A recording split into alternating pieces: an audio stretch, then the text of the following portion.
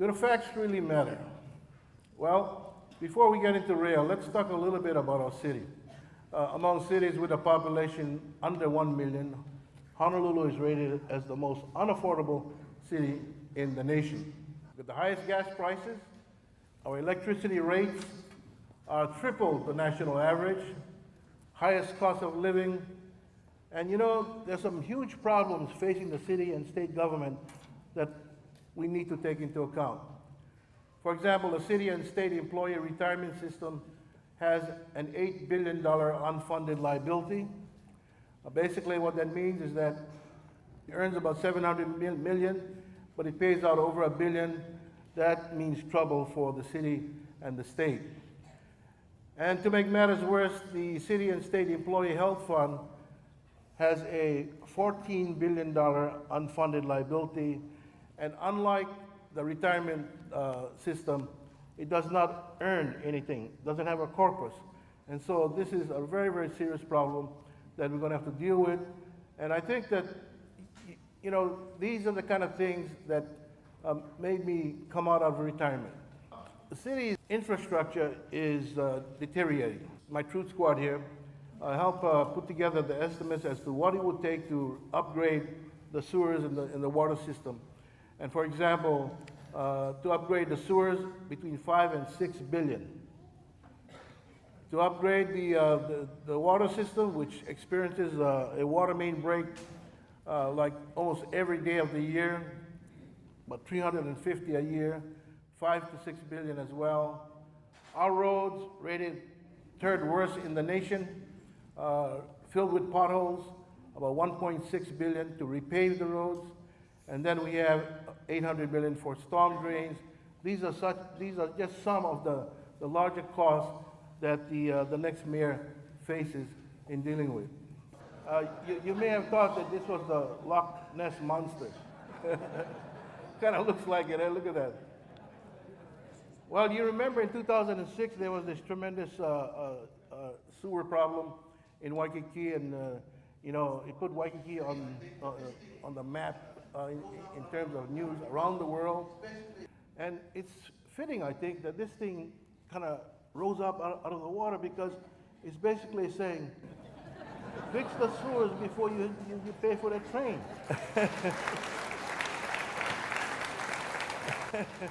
I don't mean to wax philosophical, but there's a saying, this was by the philosopher George Santayana: those who cannot remember the past are condemned to repeat it, and that's what's happening at the city.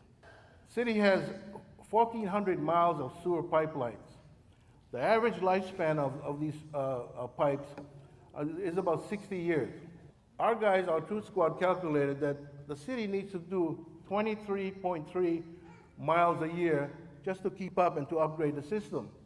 Well, here's what they've done, and this is from the city's own budget documents. In fiscal 08, they did 10 miles. 09, 5.5 miles.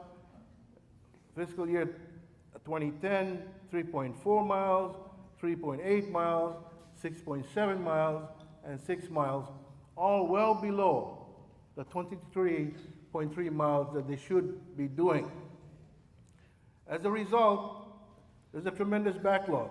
We calculated this only for the last 6 years because we couldn't get some information about the years before it. But the backlog is 104.4 miles, and if you use 10 million per mile, which is a standard unit that they use at the city, then the replacement cost of this 104 miles is 1.04 billion. That's the kind of cost that we face. Bad things can happen when you ignore your infrastructure. And it happened in Pearl City, and some of you may have read Star Advertiser a few days ago, or seen this over the news. In the Pearl City area, the sewer capacity there is at its maximum. And so the city had to declare a moratorium on building. This moratorium will be 6 years, cost about 60 million, they say. And what it means for the people out there is that no additions or new homes can be built during this time. For example, if you want to put an extra bath and toilet in your home because your children are going to live with you, you can't do it. And this could happen in your neighborhood. Neighborhoods like Moilili, Macaulay face the same problems. This chart now shows how the sewer fees have increased. In 2005, $34.32. By 2012, it experienced about a 175% increase, and from 2011 on to 2017, you will be facing another 36% increase. Here's the water rates. 2005, $23.24. By 2011, it's $42.11, and it will go up from then eventually to 2016 to $67.72. We got this information from the city documents. Let's talk about rail and how it affects other programs. Now here's the road resurfacing. I mentioned earlier that Honolulu is rated as the third worst in the nation when it comes to roads. So you really should be increasing the spending. But what's happening, and we think it's because the city is concerned about its bond rating, which is pretty good right now, falling, which would mean millions of dollars more in cost. You can see that in the out years, especially from fiscal 2014, it goes from 77 to 55, and eventually gets down to 45. 77 million was not enough, but they're decreasing spending for the out years. Doesn't make sense. Never be able to repave the roads. How does that affect public health and safety? Here's a chart showing police funding. The blue is past and current appropriations. The red shows a pattern like the other chart. It's a pattern going downwards. From a high of 17.3 in this year, it goes down to 5.4 million in 2018. Same thing with fire CIP. It costs about $625,000 to buy a fire truck, and if there's a ladder engine, it costs about $1 million.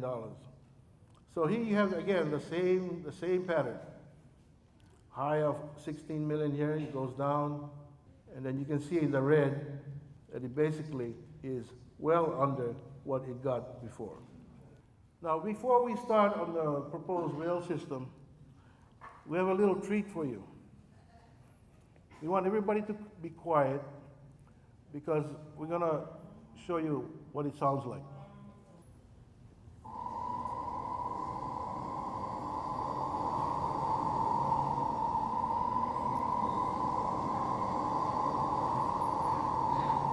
So you can see when they say it's quiet, well, it's not exactly quiet, right?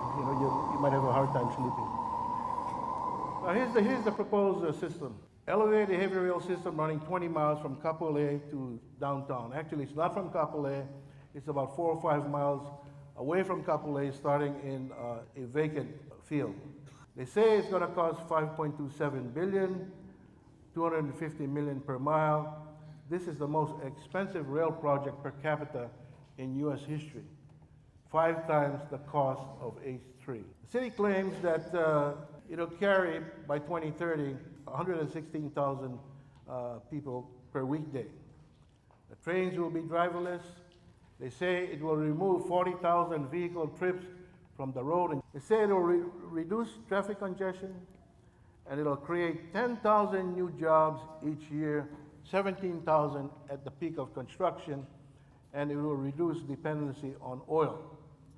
We will address all of those points. The cost has gone up from estimated $2.7 billion in 2006 to $4.6 billion in 2009, 5.3 in 2010, and 3 studies, one commissioned by Governor Lingle, state study, and 2 by the Federal Transit Administration itself, conclude that it'll cost $7 billion.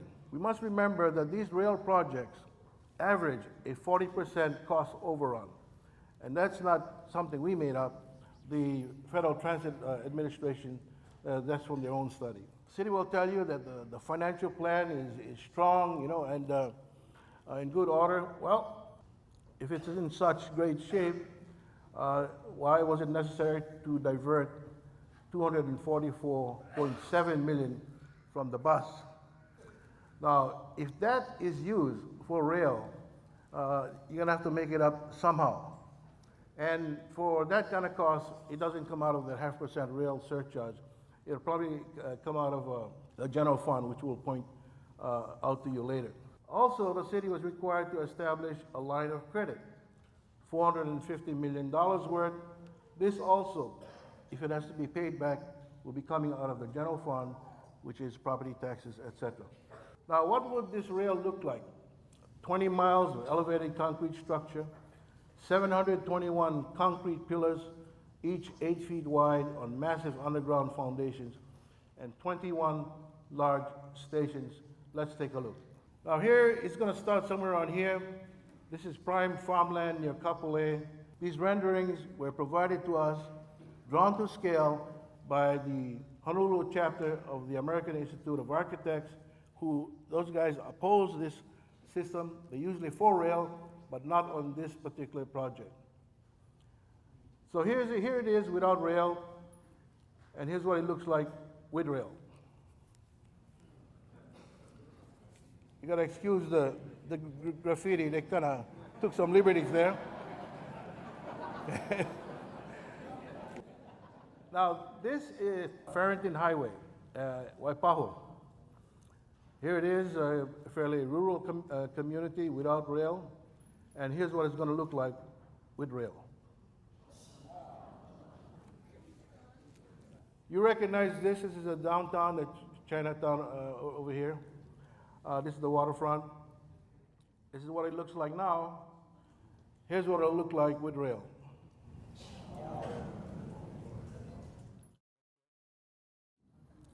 This building here is the historical Dillingham building. All of you know that, of course.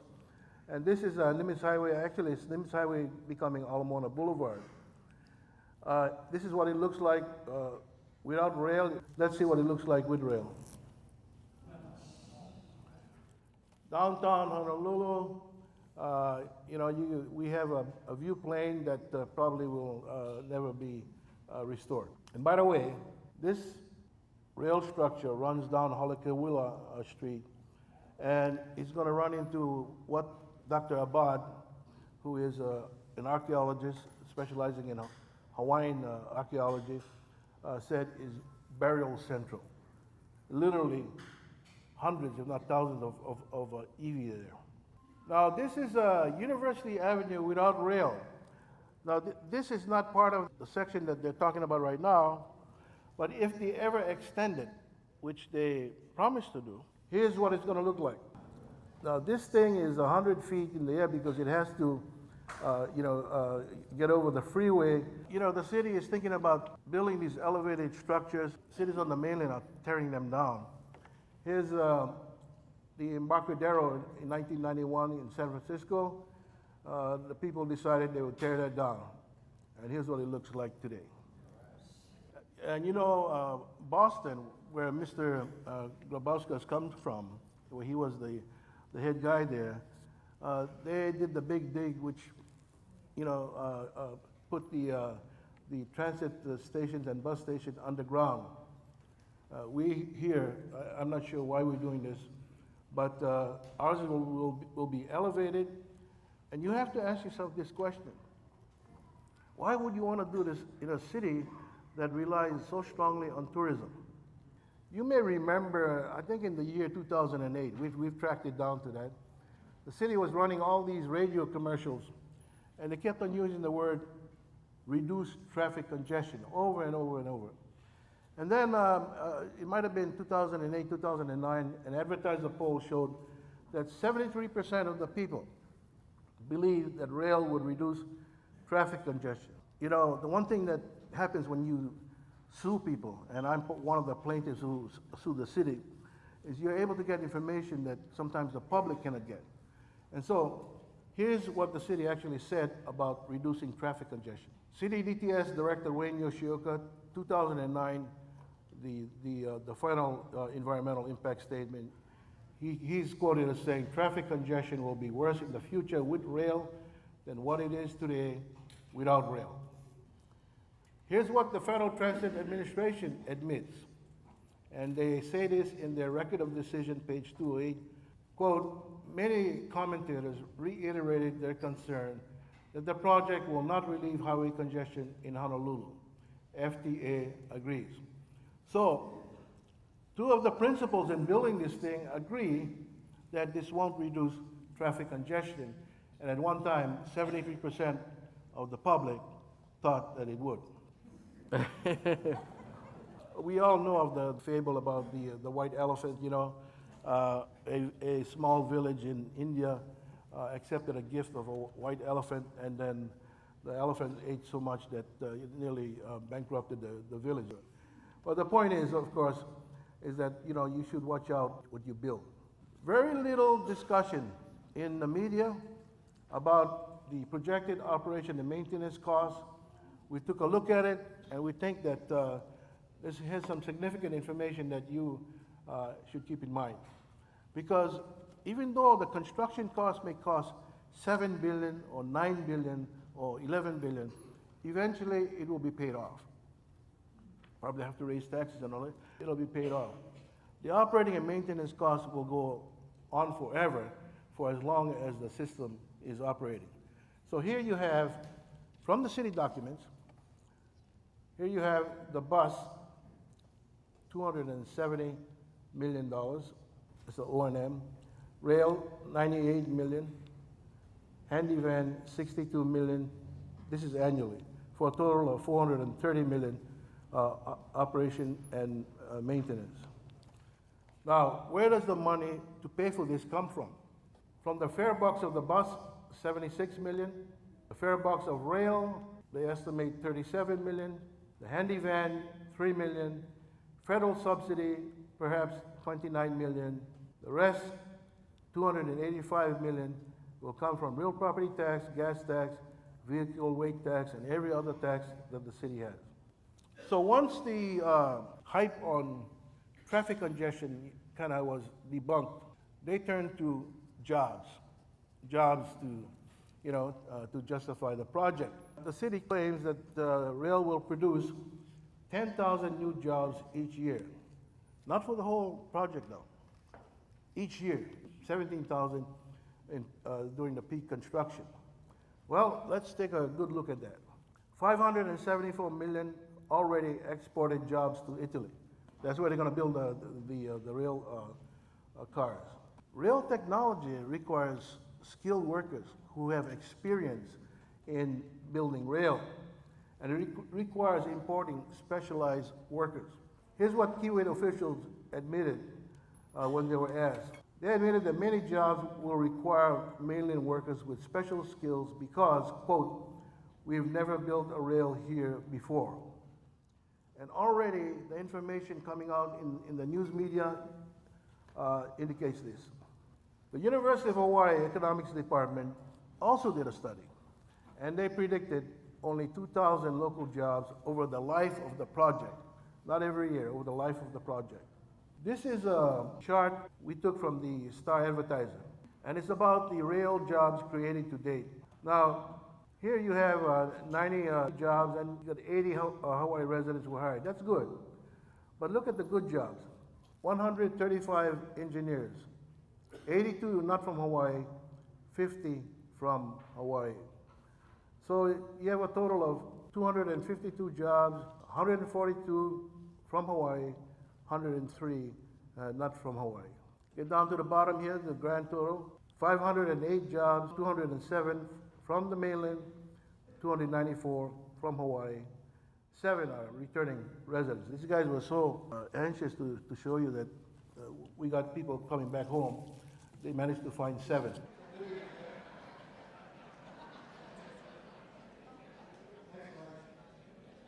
We got the contract to do the first segment. And this is from memory now. They said publicly in the newspapers that they would hire, let's say 400 people, okay, to do the first segment. And the big issue that we have with the city claiming 10,000 jobs each year is that it doesn't make sense. Because, as a contractor told me, if you're gonna use 400 workers to do the first segment, when the first segment is done, you use the same guys to do the second segment, the third segment, and so on. So where are the 10,000 jobs coming from? It's hype, and it's sad that they should resort to this. This is a very risky project. City is playing high-stakes gambling with your money. They're starting in an empty field first instead of from downtown. Rod Haraga is part of our Truth Squad. He had advised Mayor Hanneman to start from downtown and build out toward Kapolei, but Mr. Hanneman decided that it was easier to build from near Kapolei to downtown. That doesn't make sense to me, and Rod advised him accordingly, because what happens if you run out of money? In 3 years, you'll be at Waipahu. In 3 years, you'll be in Waipahu. If you run out of money, who's going to use it? If you started from downtown, as Rod Haraga and Professor Paros both agree on, then if you ran out of money, you can use the line, you know? You can pick up ridership. And then when you have enough money, then you can continue. This project was not driven by engineering. It's driven by politics. Then there's the lawsuit. I'm one of the plaintiffs, so we think that we will be successful. And of course, there's an election. And we think we're going to win.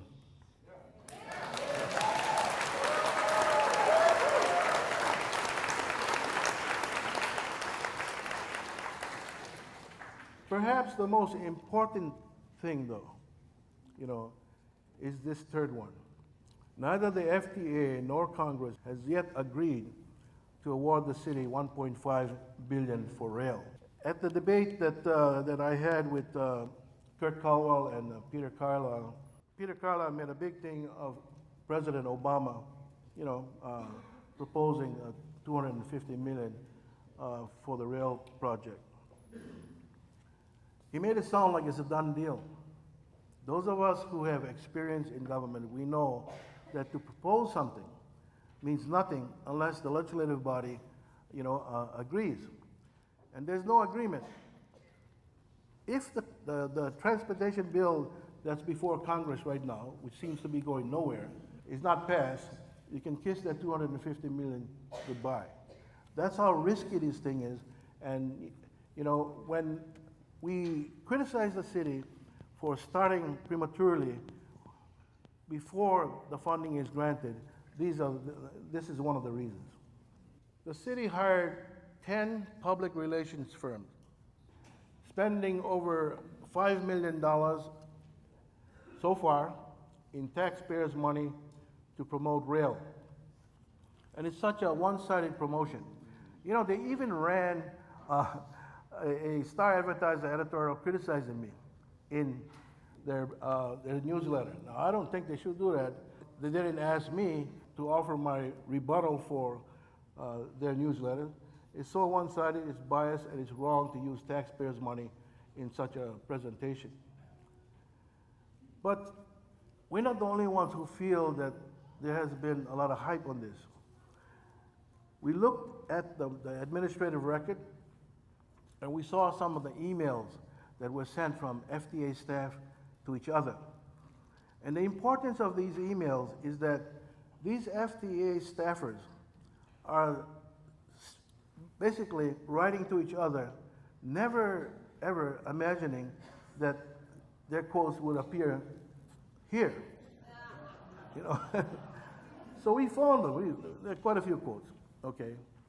But this is the one that I think tells you much about what the FTA staffers thought about the way the city was selling rail.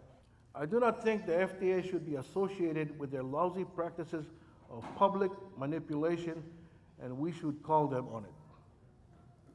We believe that that's exactly what has happened, that the information being sent out by Hart in the city has in fact tried to manipulate public opinion. What can I say? This is a cartoon by Pritchett, who, by the way, is one of our supporters. In 2005, then Mayor Hanneman went to the state legislature, and he said, you know, we can build a rail system from Kapolei now, not in a farm field, from Kapolei to the UH for $2.7 billion. Well, on May 3rd, 2012, Mr. Grubaskas, who is the head of Hart now, in a response to a question from Councilwoman Ann Kobayashi as to what it would cost to build the entire system, all 34 miles of it, said this: the total estimated cost for a locally preferred alternative 34 miles is $9.3 billion. They never told you about that, right? But this is their estimate. The studies show that these projects have about a 40% cost overrun. So add 40% to that, and you're looking at about $13 billion if they ever try to build it. As the public got more information, you know, the tide of public opinion began to turn, and two polls, Star Advertiser poll, 53% oppose rail, which is remarkable because it went from 49% for rail to 53% against, and in the Civil Beat poll, it went from 49% to 55% opposing rail. Only 34% support rail, and eventually we'll get to every one of them.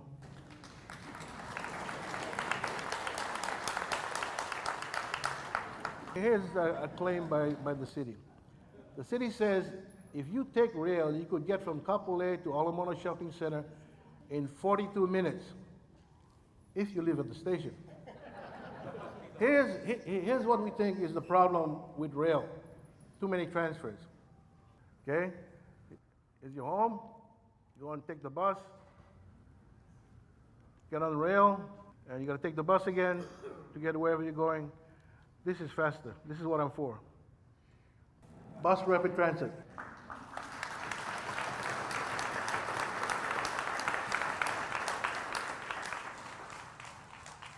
So what's the alternative? You know, people have been asking me, Cayetano, what's your alternative? Well, we actually have been talking about it a lot, but let me lay it out for you. There's about $2.8 billion left of the rail, the 0.5% rail surcharge. If elected, what I intend to do is to go to the legislature and the governor and ask them to revise the law, because the law is specific to rail, to allow the city to use those funds to upgrade what's really important: the city's infrastructure, sewer and water systems, roads, Opala, and all of that. Thank you.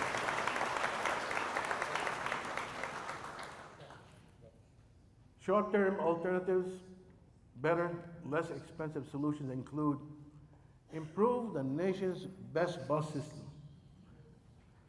By the way, this is what the buses are beginning to look like now. Doesn't it look like a train? Yeah? Point-to-point express buses, that's one way to do it for the short term, and other improvements that don't cost a lot of money.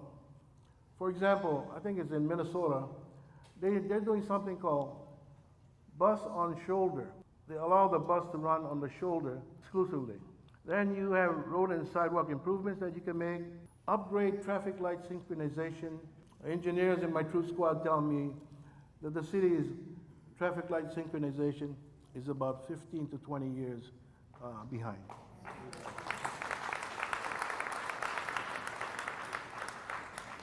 Getting the software for this is not a big problem. You know, the cost, comparatively speaking, is not much. And you'll have to train maybe about 50 or so staff members, because right now they got about 6 guys here, and they just, you know, can't do the job with that kind of staff. And you train these guys to be, and gals, to be like air traffic controllers, but they're traffic controllers.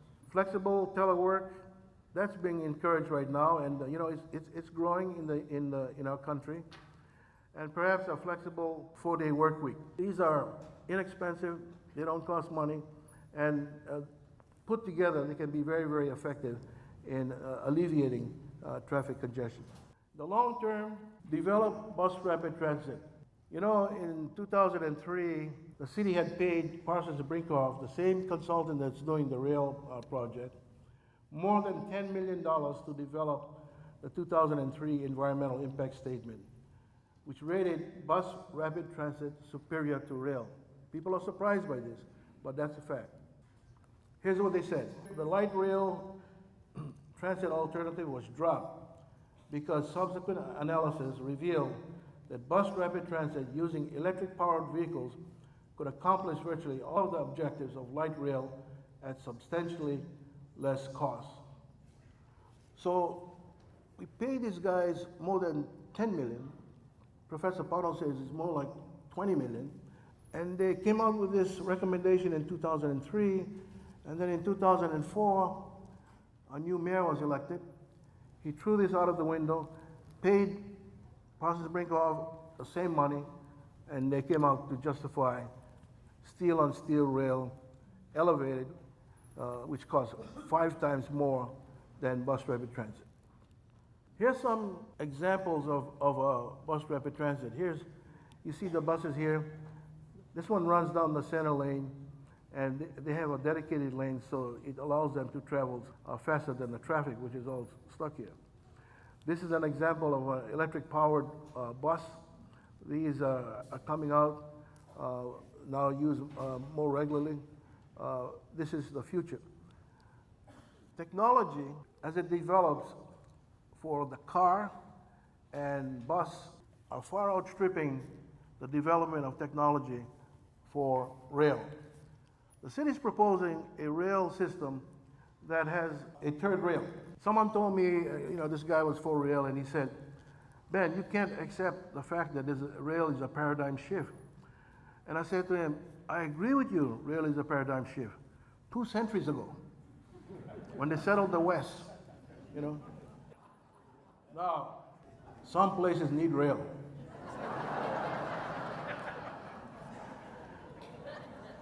Yeah, we just thought we'd inject some humor in this, but this is quite a picture. Thank you very much for coming. Aloha.